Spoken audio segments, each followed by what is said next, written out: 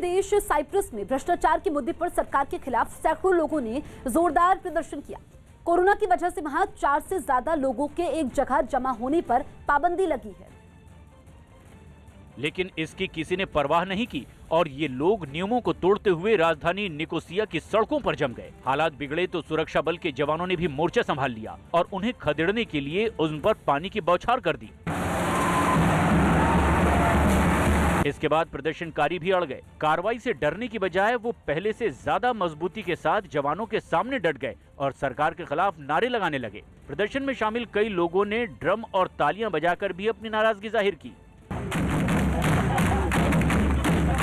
Lockdown के नियमों को तोड़ने के आरोप में करीब 16 प्रदर्शनकारियों पर कार्रवाई भी की गई।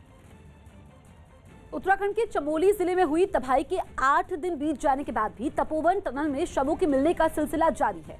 7 फरवरी को आए सैलाब ने चमोली जिले के रेणी गांव और तपोवन में जबरदस्त तबाही मचाई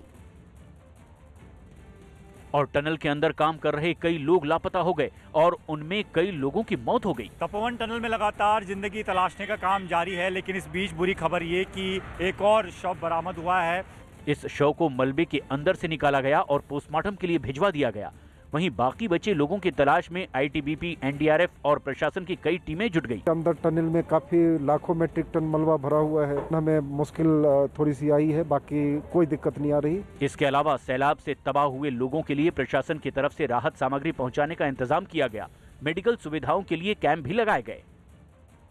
म्यांमार के यांगोंग में सैन्य तख्तापलट का विरोध कर रहे सैकड़ों लोगों ने संयुक्त राष्ट्र से मदद की गुहार लगाई। वहां आंग सान सू की की रिहाई और चुनी हुई सरकार की वापसी के लिए हजारों लोग रोजाना सड़कों पर उतर रहे हैं।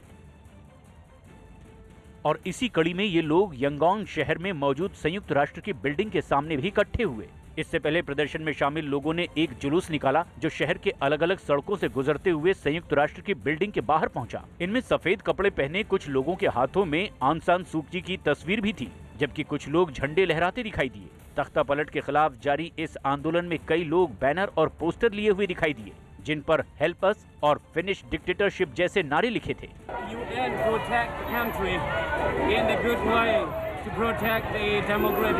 प्रदर्शनकारियों ने यूएन के अलावा अमेरिका से भी सैन्य शासन के खिलाफ ठोस कदम उठाने की अपील की।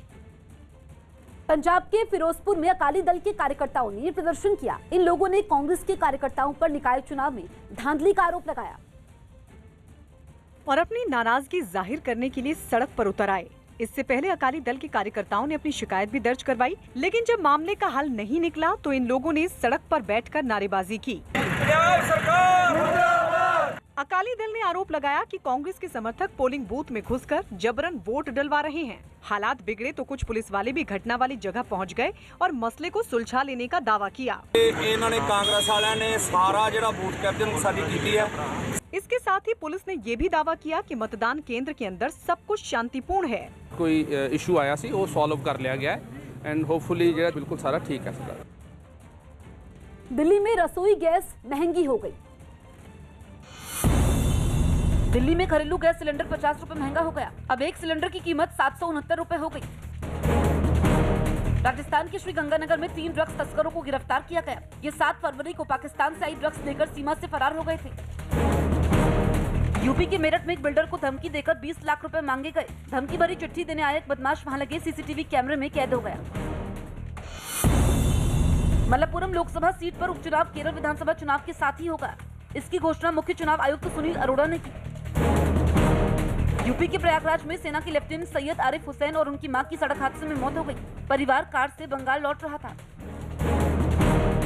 मध्य प्रदेश के छतरपुर में जहरीली शराब पीने से 3 दिन में 4 लोगों की मौत हो गई।